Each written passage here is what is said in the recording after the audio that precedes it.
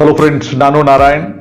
ಸ್ನೇಹಿತರೆ, ನಮ್ಮ ವಿಜಯಪುರ ಜಿಲ್ಲೆ ಹಳೆಯ ಬಿಜಾಪುರ ಭವ್ಯ ಇತಿಹಾಸ ಹಾಗೂ ಸ್ಮಾರಕಗಳಿಂದ ತುಂಬಿರುವ ಪ್ರಸಿದ್ಧ ಕೋಟೆಗಳು ಹಾಗೂ ಪ್ರಾಚೀನ ಇತಿಹಾಸಕ್ಕೆ ಸಾಕ್ಷಿಯಾಗಿರುವ ಈ ವಿಜಯಪುರ ಜಿಲ್ಲೆ ಉತ್ತರ ಕರ್ನಾಟಕದ ಆರ್ಥಿಕ ಶಕ್ತಿ ಕೇಂದ್ರವಾಗಿ ಬದಲಾಗಲು ತಯಾರಾಗುತ್ತಿದೆ. ತನ್ನ ಈ ಗುರಿಯನ್ನು ಸಾಧಿಸಲು ಹಾಗೂ ವಿಜಯಪುರ ಜಿಲ್ಲೆಯ ಉಜ್ವಲ ಭವಿಷ್ಯವನ್ನು ರೂಪಿಸಲು ನಿರ್ಮಾಣವಾಗುತ್ತಿರುವ 5 ಮಹತ್ವದ ಯೋಜನೆಗಳ ಬಗ್ಗೆ ನಿಮಗೆ ವಿವರವಾದ ಮಾಹಿತಿಗಳನ್ನು ತಿಳಿಸಲು ಈ ವಿಡಿಯೋದಲ್ಲಿ ಪ್ರಯತ್ನಿಸುತ್ತೇನೆ. ಸ್ನೇಹಿತರೆ, ಮೊದಲನೇ ಯೋಜನೆ ವಿಜಯಪುರ ಹುನಗುಂದ ನಡುವೆ 4 ಲೇನ್ಗಳ ಎಕ್ಸ್ಪ್ರೆಸ್ ಹೈವೇ ನಿರ್ಮಾಣ. ವಿಜಯಪುರ ಹಾಗೂ ಹುನಗುಂದ ನಡುವೆ ಇರುವ 85 ಕಿಲೋಮೀಟರ್ ಉದ್ದದ ರಸ್ತೆ ಹಳೆಯ ರಾಷ್ಟ್ರೀಯ ಹೆದ್ದಾರಿ 13ರ ಭಾಗವಾಗಿದ್ದು, ಈ ರಸ್ತೆ ಈಗ ರಾಷ್ಟ್ರೀಯ ಹೆದ್ದಾರಿ 50 ಎಂದು ಬದಲಾಗಿದೆ. ನಮ್ಮ ಕರ್ನಾಟಕ ಹಾಗೂ ಮಹಾರಾಷ್ಟ್ರ ರಾಜ್ಯದ ಕೆಲವು ಪ್ರಮುಖ ನಗರಗಳನ್ನು ಬೆಸೆಯುವ ಈ ರಾಷ್ಟ್ರೀಯ ಹೆದ್ದಾರಿ 50 ವಿಜಯಪುರ ಜಿಲ್ಲೆಯಲ್ಲಿ ಸಾಗುವ ಈ ಭಾಗದ ರಸ್ತೆಯ ಅಭಿವೃದ್ಧಿಯ ಕಾಮಗಾರಿಗೆ 2024ರ ಡಿಸೆಂಬರ್ ತಿಂಗಳಲ್ಲಿ national highway authority of India NHAI ಅವರ ಒಪ್ಪಿಗೆ ದೊರೆತು ವಿಜಯಪುರ ಭಾಗದಲ್ಲಿ ಸಾಗುವ ಈ ರಸ್ತೆಯ ಅಭಿವೃದ್ಧಿಯ ಕಾಮಗಾರಿಗೆ ಕೇಂದ್ರದ ministry of road transport and highway Mantralaya MoRTH ಹಾಗೂ ನಮ್ಮ ರಾಜ್ಯ ಸರ್ಕಾರದ ಸಹಭಾಗಿತ್ವದಲ್ಲಿ ಈ ಹೆದ್ದಾರಿ ರಸ್ತೆಯ ಅಭಿವೃದ್ಧಿಯ ಕಾಮಗಾರಿಗೆ 2,000 ಕೋಟಿ ಹಣ ವೆಚ್ಚ ಆಗಬಹುದು ಎಂದು ಅಂದಾಜಿಸಲಾಗಿದೆ. ಪ್ರಸ್ತುತ ಈ ರಸ್ತೆಯ feasibility study, detail project report ಹಾಗೂ ಭೂಮಿಯನ್ನು ಸರ್ವೆ ಮಾಡುವ ಕೆಲಸ ಪೂರ್ಣವಾಗಿದ್ದು, ಈ ರಸ್ತೆಯ ನಿರ್ಮಾಣಕ್ಕೆ ಟೆಂಡರ್ ಅನ್ನು ಕರೆಯುವ ಕೆಲಸ ಪ್ರಗತಿಯಲ್ಲಿದೆ. ವಿಜಯಪುರದಿಂದ ಮನಗೋಳಿ ನಿಡಗುಂದದ ಮೂಲಕ ಹುನಗುಂದ ತಲುಪುವ ಈ ರಸ್ತೆಯ ಈಗಿರುವ 2 ಲೇನ್ ರಸ್ತೆಯನ್ನು 4 ಲೇನ್ಗಳ ಮೇನ್ ಕ್ಯಾರಿಡ್ ಲೇನ್ ಸಹಿತ ಹೆದ್ದಾರಿಯಲ್ಲಿ ಬರುವ ಗ್ರಾಮಗಳಿಗೆ ಸರ್ವಿಸ್ ಲೈನ್ ಅನ್ನು ಒದಗಿಸಿ ನಿರ್ಮಾಣ ಆಗುವ ಈ ಹೆದ್ದಾರಿ ರಸ್ತೆಯ ನಿರ್ಮಾಣದಿಂದಾಗಿ ಈ ಭಾಗದಲ್ಲಿ ರಸ್ತೆಯಲ್ಲಿ ಸಂಚಾರ ಸುರಕ್ಷಿತ ಹಾಗೂ ಸುಗಮವಾಗುವುದರಿಂದ ವಿಜಯಪುರ ಜಿಲ್ಲೆ ಹಾಗೂ ಪಕ್ಕದ ಜಿಲ್ಲೆಗಳ ನಡುವೆಯ ಪ್ರಯಾಣ ಸಮಯವು ಕಡಿಮೆ ಆಗಲಿದ್ದು, ಸರಕು ಸಾಗಣೆ ಮತ್ತು ಪ್ರಯಾಣಿಕರ ಸಂಚಾರ ಉತ್ತಮವಾಗಿ ಸುಧಾರಣೆಗೊಳ್ಳಲಿದೆ. ಹಾಗೂ ಈ ರಸ್ತೆ ಹಾದು ಹೋಗುವ ಭಾಗದಲ್ಲಿ ಕೈಗಾರಿಕೆಗಳು ಹಾಗೂ ಸರ್ವಿಸ್ ಇಂಡಸ್ಟ್ರಿಗಳ ಹೂಡಿಕೆಗಳು ಪ್ರಾರಂಭ ಆಗಬಹುದಾಗಿದೆ. ಎರಡನೇ ಯೋಜನೆ 3,000 ಮೆಗಾವ್ಯಾಟ್ ವಿಂಡ್ ಎನರ್ಜಿ ಉತ್ಪಾದನೆ. 2025ರ ಇನ್ವೆಸ್ಟ್ ಕರ್ನಾಟಕ ಇವೆಂಟ್ ನಲ್ಲಿ ನಮ್ಮ ಕರ್ನಾಟಕ ಸರ್ಕಾರ ಹಾಗೂ ಕೇಂದ್ರ ಸರ್ಕಾರದ ministry of new and renewable energy MNRE ಸಂಸ್ಥೆಯ ಅನುಮೋದನೆಯನ್ನು ಪಡೆದಿರುವ 3,000 ಮೆಗಾವ್ಯಾಟ್ ಗಾಳಿ ವಿದ್ಯುತ್ ಉತ್ಪಾದನೆ ಮಾಡುವ ಯೋಜನೆಗೆ ಸುಜ್ಲಾನ್ ಎನರ್ಜಿ ಲಿಮಿಟೆಡ್ ಕಂಪನಿ ಹೂಡಿಕೆಯನ್ನು ಮಾಡುತ್ತಿದೆ. ವಿಜಯನಗರದ ಜಿಲ್ಲೆಯಲ್ಲಿ 6,000 ಎಕರೆ ವಿಸ್ತೀರ್ಣದ ಜಾಗದಲ್ಲಿ ನಿರ್ಮಾಣವಾಗುವ ಈ ಯೋಜನೆಗೆ 3,600 ಕೋಟಿ ಹಣವನ್ನು ಹೂಡಿಕೆ ಮಾಡಲಾಗುತ್ತಿದೆ. ಈ ಯೋಜನೆಯ ಭಾಗವಾಗಿ ಸುಜ್ಲಾನ್ ಕಂಪನಿ ವಿಜಯಪುರ ಜಿಲ್ಲೆಯಲ್ಲಿ ಕೂರಿಸಲಾಗುವ ವಿಂಡ್ ಟರ್ಬೈನ್ಗಳ ಬ್ಲೇಡ್ಗಳು ಅಂದರೆ ಈ ವಿಂಡ್ ಟರ್ಬೈನ್ಗಳ ರೆಕ್ಕೆಗಳನ್ನು ಸಹಿತ ನಮ್ಮ ವಿಜಯಪುರ ಜಿಲ್ಲೆಯಲ್ಲಿಯೇ ನಿರ್ಮಿಸಲಾಗುವುದು. ಈ ವಿಂಡ್ ಎನರ್ಜಿ ಪಾರ್ಕ್ ನಿರ್ಮಿಸಲು ಬೇಕಿರುವ ಭೂಮಿಯನ್ನು ನಮ್ಮ ಕರ್ನಾಟಕ ರಾಜ್ಯ ಸರ್ಕಾರವು ಒದಗಿಸಿಕೊಡಲಿದೆ ಹಾಗೂ ಕೇಂದ್ರ ಸರ್ಕಾರದ ಸಬ್ಸಿಡಿಗಳು ಈ ಯೋಜನೆಗೆ ದೊರಕಲಿದೆ. ಈಗಾಗಲೇ ಈ ವಿಂಡ್ ಟರ್ಬೈನ್ ಬ್ಲೇಡ್ಗಳ ಉತ್ಪಾದನೆ ವಿಜಯಪುರದಲ್ಲಿ ಪ್ರಾರಂಭ ಆಗಿದ್ದು, 2027ರ ವೇಳೆಗೆ ವಿಜಯಪುರ ಜಿಲ್ಲೆಯಲ್ಲಿ ಈ ವಿಂಡ್ ಎನರ್ಜಿ ಉತ್ಪಾದನೆ ಪ್ರಾರಂಭ ಆಗಲಿದ್ದು, ಮುಂದೆ ಕೈಗಾರಿಕೆಗಳಿಗೆ ಹಾಗೂ ನಗರ ಪ್ರದೇಶಕ್ಕೆ ನಿರಂತರವಾಗಿ ವಿದ್ಯುತ್ ಸರಬರಾಜು ಆಗುವುದರಿಂದ ಮುಂದೆ ಹೊಸ ಕೈಗಾರಿಕಾ ಪ್ರದೇಶಗಳು ಹಾಗೂ ಹೊಸ ಬಡಾವಣೆಗಳು ವಿಜಯಪುರ ನಗರದಲ್ಲಿ ನಿರ್ಮಾಣ ಆಗಬಹುದಾಗಿದೆ. ಮುಂದೆ ರೈತರಿಗೆ ನಿರಂತರ ವಿದ್ಯುತ್ ದೊರಕುವುದರಿಂದ ಆಹಾರ ಧಾನ್ಯದ ಉತ್ಪಾದನೆಯಲ್ಲಿ ಏರಿಕೆಯಾಗಿ ವ್ಯಾಪಾರ ಮತ್ತು ವ್ಯವಹಾರಗಳು ಮುಂದೆ ಹೆಚ್ಚಾಗಲಿವೆ. ಇದರಿಂದಾಗಿ ಮುಂದೆ ವಿಜಯಪುರ ಜಿಲ್ಲೆಯ ಆರ್ಥಿಕತೆಗೆ ಹೆಚ್ಚು ವೇಗ ಬರಲಿದೆ. ಮೂರನೇ ಯೋಜನೆ ವಿಜಯಪುರದಲ್ಲಿ ಆಗ್ರೋ ಪ್ರೊಸೆಸಿಂಗ್ ಕ್ಲಸ್ಟರ್ನ ನಿರ್ಮಾಣ.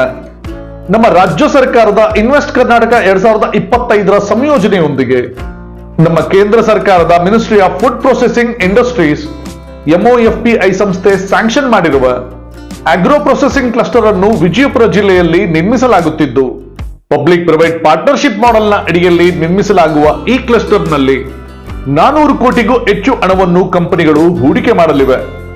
ವಿಜಯಪುರ ನಗರದ ಬಳಿ ಈ ಕ್ಲಸ್ಟರ್ ನಿರ್ಮಾಣಕ್ಕೆ ಬೇಕಿರುವ 150 ಎಕರೆ ಭೂಮಿಯನ್ನು ನಮ್ಮ ಕರ್ನಾಟಕ ಸರ್ಕಾರ KIADB ಮೂಲಕ ಅಕ್ವೈರ್ ಮಾಡಿಕೊಂಡು ಈ ಯೋಜನೆಗಾಗಿ ನೀಡುತ್ತಿದೆ. ಈ ಕ್ಲಸ್ಟರ್ನಲ್ಲಿ ಕೃಷಿ ಉತ್ಪಾದನೆಗಳ ಸಂಸ್ಕರಣೆ, ಶೇಖರಣೆ ಹಾಗೂ ಕೋಲ್ಡ್ ಸ್ಟೋರೇಜ್ ಫೆಸಿಲಿಟಿಗಳು ನಿರ್ಮಾಣ ಆಗಲಿದ್ದು, ರೈತರು ಬೆಳೆದ ಕೃಷಿ ಉತ್ಪನ್ನಗಳನ್ನು ಹೆಚ್ಚು ದಿನ ಕಾಪಾಡಿಕೊಳ್ಳಲು ಹಾಗೂ ಕೃಷಿ ಉತ್ಪನ್ನಗಳನ್ನು ಉತ್ತಮ ಉತ್ತಮ ಬೆಲೆಗೆ ಮಾರಲು ಈ ಆಗ್ರೋ ಪ್ರೊಸೆಸಿಂಗ್ ಕ್ಲಸ್ಟರ್ ಸಹಾಯಕವಾಗಿದ್ದು, ಮುಂದೆ ಈ ಕ್ಲಸ್ಟರ್ ರೈತರ ಆದಾಯವನ್ನು ಹೆಚ್ಚಿಸುವಲ್ಲಿ, ರೈತರ ನಷ್ಟವನ್ನು ಕಡಿಮೆ ಮಾಡುವಲ್ಲಿ ಹಾಗೂ ಹೊಸ ಉದ್ಯೋಗಗಳನ್ನು ಸೃಷ್ಟಿಸುವಲ್ಲಿ ವಿಜಯಪುರ ಜಿಲ್ಲೆಯ ರೈತರಿಗೂ ಹಾಗೂ ವ್ಯಾಪಾರಿಗಳಿಗೆ ಬಹಳ ಅನುಕೂಲಗಳನ್ನು ಒದಗಿಸಿಕೊಡುತ್ತದೆ. ಈ ಕಾರಣಗಳಿಂದಾಗಿ ಮುಂದೆ ವಿಜಯಪುರದ ಈ ಆಗ್ರೋ ಪ್ರೊಸೆಸಿಂಗ್ ಕ್ಲಸ್ಟರ್ನಲ್ಲಿ ಹೆಚ್ಚು ಹೂಡಿಕೆಗಳು ನಿರ್ಮಾಣ ಆಗಿ ಮುಂದೆ ಸಾವಿರಾರು ಉದ್ಯೋಗಗಳ ಸೃಷ್ಟಿಗೆ ಕಾರಣವಾಗಲಿದೆ.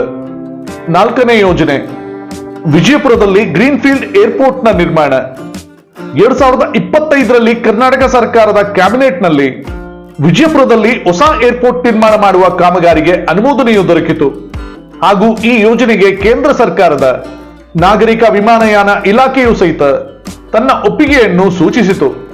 900 ಎಕರೆಯಷ್ಟು ಜಾಗದಲ್ಲಿ ನಿರ್ಮಿಸಲಾಗುತ್ತಿರುವ ಈ ಹೊಸ ಏರ್ಪೋರ್ಟ್ ನಿರ್ಮಾಣಕ್ಕೆ 700 ಕೋಟಿ ಹಣ ವೆಚ್ಚ ಆಗಬಹುದು ಎಂದು ಅಂದಾಜಿಸಲಾಗಿದ್ದು, ಈ ಯೋಜನೆ ಅಡಿಯಲ್ಲಿ ಹೊಸ ಗ್ರೀನ್ ಫೀಲ್ಡ್ ವಿಮಾನ ನಿಲ್ದಾಣ ಕಟ್ಟಡ, ವಿಮಾನದ ಹಾರಾಟಕ್ಕಾಗಿ ರನ್ವೇ, ಹೊಸ ಪ್ಯಾಸೆಂಜರ್ ಟರ್ಮಿನಲ್, ಎಟಿಸಿ ಟವರ್, ಏರ್ಪೋರ್ಟ್ನಲ್ಲಿ ಪ್ರಯಾಣಿಕರಿಗಾಗಿ ಸೌಲಭ್ಯಗಳು, ಸರಕು ಸಾಗಣೆ ಸೇವೆಗಳನ್ನು ಒದಗಿಸಲು ಬೇಕಿರುವ ಸೌಲಭ್ಯಗಳನ್ನು ಹಾಗೂ ಈ ವಿಮಾನ ನಿಲ್ದಾಣಕ್ಕೆ ಎಲ್ಲಾ ರೀತಿಯ ಮೂಲ ಸೌಕರ್ಯಗಳನ್ನು ನಿರ್ಮಿಸಲಾಗುವುದು. ಪಬ್ಲಿಕ್ ಪ್ರೈವೇಟ್ ಪಾರ್ಟ್ನರ್ಶಿಪ್ ಮಾಡೆಲ್ನ ಅಡಿಯಲ್ಲಿ ಈ ಏರ್ಪೋರ್ಟ್ ಅನ್ನು ನಿರ್ಮಿಸಲಾಗುತ್ತಿದ್ದು, ಈ ಏರ್ಪೋರ್ಟ್ ನಿರ್ಮಾಣಕ್ಕೆ ಹೂಡಿಕೆ ಮಾಡುವ ಕಂಪನಿಗೆ ನಮ್ಮ ರಾಜ್ಯ ಸರ್ಕಾರ ಹಾಗೂ ಕೇಂದ್ರ ಸರ್ಕಾರಗಳು ಸಹಾಯ ಮತ್ತು ಅನುದಾನವನ್ನು ನೀಡಲಿವೆ. ವಿಜಯಪುರದಲ್ಲಿ ಈ ಹೊಸ ಏರ್ಪೋರ್ಟ್ ನಿರ್ಮಾಣದಿಂದಾಗಿ ವಿಜಯಪುರಕ್ಕೆ ಉತ್ತಮ ಸಂಪರ್ಕ ಸೌಲಭ್ಯ ಒದಗುವುದರಿಂದ ಇಲ್ಲಿನ ಪ್ರವಾಸೋದ್ಯಮ, ವ್ಯಾಪಾರ ಮತ್ತು ಹೊಸ ಹೂಡಿಕೆಗಳು ಹೆಚ್ಚಾಗಲಿವೆ. 5ನೇ ಯೋಜನೆ, ವಿಜಯಪುರ ಜಿಲ್ಲೆಯ ಪ್ರವಾಸೋದ್ಯಮ ಮೂಲಸೌಕರ್ಯ ಅಭಿವೃದ್ಧಿಯ ಯೋಜನೆ. 2024ರಲ್ಲಿ ನಮ್ಮ ಕರ್ನಾಟಕ ಸರ್ಕಾರದ ಅನುಮೋದನೆಯನ್ನು ಗಳಿಸಿರುವ ಈ ಯೋಜನೆ ಕೇಂದ್ರ ಸರ್ಕಾರದ ಪ್ರವಾಸೋದ್ಯಮ ಇಲಾಖೆಯ ಸಹಯೋಗವು ದೊರೆತಿದೆ. ಈ ಯೋಜನೆಯ ಅಡಿ ವಿಜಯಪುರದ ವಿಶ್ವ ಪ್ರಸಿದ್ಧ ಗೋಲ್ ಗುಂಬಜ್, ಇಬ್ರಾಹಿಂ ರೋಜಾ ಹಾಗೂ ಬಾರಕಮಾಂತರದ ಐತಿಹಾಸಿಕ ಸ್ಮಾರಕಗಳ ರಿಪೇರಿ, ಸಂರಕ್ಷಣೆ ಹಾಗೂ ಈ ಸ್ಮಾರಕಗಳ ಬಳಿ ಪ್ರವಾಸಿಗರಿಗೆ ಅನುಕೂಲ ಆಗುವ ತರದಲ್ಲಿ ಸೌಲಭ್ಯಗಳನ್ನು ನಿರ್ಮಿಸಲಾಗುವುದು. ಈ ಸ್ಮಾರಕಗಳಿಗೆ ತೆರಳುವ ದಾರಿಯ ಸುಧಾರಣೆ, ಈ ಸ್ಮಾರಕಗಳ ಬಳಿ ಹೊಸ ಇನ್ಫಾರ್ಮೇಶನ್ ಸೆಂಟರ್ಗಳ ನಿರ್ಮಾಣ, ಈ ಸ್ಮಾರಕಗಳ ಬಳಿ ನಿಗದಿತ ಪಾರ್ಕಿಂಗ್ ನ ವ್ಯವಸ್ಥೆ, ಸ್ವಚ್ಛತೆಯ ವ್ಯವಸ್ಥೆ ಹಾಗೂ ಸುರಕ್ಷತೆಯ ವ್ಯವಸ್ಥೆಯನ್ನು ಈ ಸ್ಮಾರಕಗಳ ಬಳಿ ಅಭಿವೃದ್ಧಿಪಡಿಸಲಾಗುವುದು. ಈ ಯೋಜನೆಗಾಗಿ 200 ಕೋಟಿ ಹಣವನ್ನು ವೆಚ್ಚ ಮಾಡಲಾಗುತ್ತಿದ್ದು, ನಮ್ಮ ರಾಜ್ಯ ಹಾಗೂ ಕೇಂದ್ರ ಸರ್ಕಾರಗಳ ಜೊತೆಗೆ ಸ್ಥಳೀಯ ಸಂಸ್ಥೆಗಳ ಸಹಭಾಗಿತ್ವದಲ್ಲಿ ಈ ಯೋಜನೆಯನ್ನು ಕಾರ್ಯರೂಪಕ್ಕೆ ತರಲಾಗುವುದು. ಈ ಯೋಜನೆಯ ಅಡಿ ವಾಹನಗಳ ಪಾರ್ಕಿಂಗ್ ಹಾಗೂ ಮೂಲಸೌಕರ್ಯದ ಅಭಿವೃದ್ಧಿಗೆ ಸ್ವಲ್ಪ ಭೂಮಿ ಸ್ವಾಧೀನದ ಸಾಧ್ಯತೆ ಇರಲಿದ್ದು, ಈ ಯೋಜನೆಯನ್ನು 2027ರ ಒಳಗೆ ಪೂರ್ಣಗೊಳಿಸಲಾಗುವುದು. ಮುಂದೆ ಈ ಯೋಜನೆಯ ಸಾಕಾರದಿಂದ ವಿಜಯಪುರಕ್ಕೆ ಹೆಚ್ಚೆಚ್ಚು ಪ್ರವಾಸಿಗರು ಬರುವಂತಾಗುತ್ತದೆ. ವಿಜಯಪುರದಲ್ಲಿ ಹೊಸ ಏರ್ಪೋರ್ಟ್ ಸಹಿತ ಶೀಘ್ರವಾಗಿ ಕಾರ್ಯಾರಂಭ ಆಗುತ್ತಿರುವುದರಿಂದ ಮುಂದೆ ದೇಶ ವಿದೇಶಗಳಿಂದ ಪ್ರವಾಸಿಗರು ವಿಜಯಪುರದಲ್ಲಿ ವಿಶ್ವವಿಖ್ಯಾತ ಐತಿಹಾಸಿಕ ಸ್ಮಾರಕಗಳನ್ನು ನೋಡಲು ಬರುವುದರಿಂದ ವಿಜಯಪುರದ ಸರ್ವಿಸ್ ಸೆಕ್ಟರ್ನ ಉದ್ಯಮಕ್ಕೆ ಹೆಚ್ಚೆಚ್ಚು ಹೂಡಿಕೆ ಬರಬಹುದಾಗಿದೆ ಹಾಗೂ ಸಾವಿರಾರು ಹೊಸ ಉದ್ಯೋಗಗಳು ಸೃಷ್ಟಿಯಾಗಲಿದೆ. ಸ್ನೇಹಿತರೆ, ನಾನು ಇದುವರೆಗೆ ಹೇಳಿದ ಈ 5 ಪ್ರಮುಖ ಯೋಜನೆಗಳ ನಿರ್ಮಾಣದಿಂದಾಗಿ ಮುಂದೆ ನಮ್ಮ ವಿಜಯಪುರ ಜಿಲ್ಲೆಯಲ್ಲಿ ಹೊಸ ಕೈಗಾರಿಕಾ ಪ್ರದೇಶಗಳು ನಿರ್ಮಾಣವಾಗಿ ಆ ಕೈಗಾರಿಕೆಗಳಲ್ಲಿ ಕೆಲಸ ಮಾಡುವ ಜನರು ವಾಸಿಸುವುದಕ್ಕಾಗಿ ಹೊಸ ಬಡಾವಣೆಗಳು ಹಾಗೂ ವಸತಿ ಸಂಕೀರ್ಣಗಳು ನಿರ್ಮಾಣವಾಗಿ ವಿಜಯಪುರದ ಜಿಲ್ಲಾದ್ಯಂತ ಕೃಷಿ ಉತ್ಪಾದನೆ ಹೆಚ್ಚಾಗಿ ವಿಜಯಪುರ ಜಿಲ್ಲೆಯ ಯುವಕರಿಗೆ ಹೊಸ ಉದ್ಯೋಗಾವಕಾಶಗಳು ಹಾಗೂ ಹೂಡಿಕೆ ಮಾಡಲು ಅನುಕೂಲಗಳು ನಿರ್ಮಾಣವಾಗಿ ಮುಂದಿನ ದಿನಗಳಲ್ಲಿ ವಿಜಯಪುರ ಜಿಲ್ಲೆಯ ಸರ್ವಾಂಗೀಣ ಅಭಿವೃದ್ಧಿಗೆ ದಾರಿ ತೆರೆಯಲಿದೆ. ಈ ಯೋಜನೆಗಳು ಮುಂದಿನ 2 ರಿಂದ 3 ವರ್ಷಗಳ ಅವಧಿಯಲ್ಲಿ ಸಂಪೂರ್ಣವಾಗಿ ಈ ಯೋಜನೆಗಳ ಅನುಕೂಲಗಳು ಜಿಲ್ಲೆಯ ಜನರಿಗೆ ಒದಗಲಿದೆ. ನಮ್ಮ ಕರ್ನಾಟಕ ಸರ್ಕಾರ ಘೋಷಣೆಯಾಗಿರುವ ಈ ಎಲ್ಲಾ ಯೋಜನೆಗಳಿಗೆ ಸಮಯಕ್ಕೆ ಹಣವನ್ನು ಬಿಡುಗಡೆ ಮಾಡಿ ಹಾಗೂ ಮಾರ್ಗದರ್ಶನವನ್ನು ನೀಡಿ ಈ ಕಾಮಗಾರಿಗಳ ಕೆಲಸ ನಿಲ್ಲದಂತೆ ನೋಡಿಕೊಳ್ಳಬೇಕು. ಹಾಗೂ ಈ ಜಿಲ್ಲೆಯ ಪ್ರಜಾಪ್ರತಿನಿಧಿಗಳು ಈ ಯೋಜನೆಗಳಲ್ಲಿ ಯಾವುದೇ ಅವ್ಯವಹಾರ ಆಗದಂತೆ ಎಚ್ಚರಿಕೆಯನ್ನು ವಹಿಸಿ ಈ ಕಾರ್ಯಕ್ರಮಗಳ ಲಾಭವು ಜನರಿಗೆ ತಲುಪುವ ಹಾಗೆ ನೋಡಿಕೊಳ್ಳಬೇಕು ಎಂದು ಆಗ್ರಹಿಸುತ್ತಾ ನಾನು ನಾರಾಯಣ್. ಸ್ನೇಹಿತರೆ, ನಿಮಗೆ ಈ ವಿಡಿಯೋ ಇಷ್ಟ ಆಗಿದ್ದಲ್ಲಿ ಲೈಕ್ ಮಾಡಿ, ಶೇರ್ ಮಾಡಿ, ಸಬ್ಸ್ಕ್ರೈಬ್ ಮಾಡ್ಕೊಳ್ಳಿ. ಮತ್ತೆ ನಿಮ್ಮ ಅನಿಸಿಕೆ ಅಭಿಪ್ರಾಯನ ಖಂಡಿತ ಕಮೆಂಟ್ ಬಾಕ್ಸ್ ಅಲ್ಲಿ ತಿಳಿಸಿ. ನಮ್ಮ ಈ ವಿಡಿಯೋನ ಇಲ್ಲಿವರೆಗೂ ನೋಡಿದ್ದಕ್ಕೆ ಥ್ಯಾಂಕ್ ಯು, ಧನ್ಯವಾದ, ನಮಸ್ಕಾರ.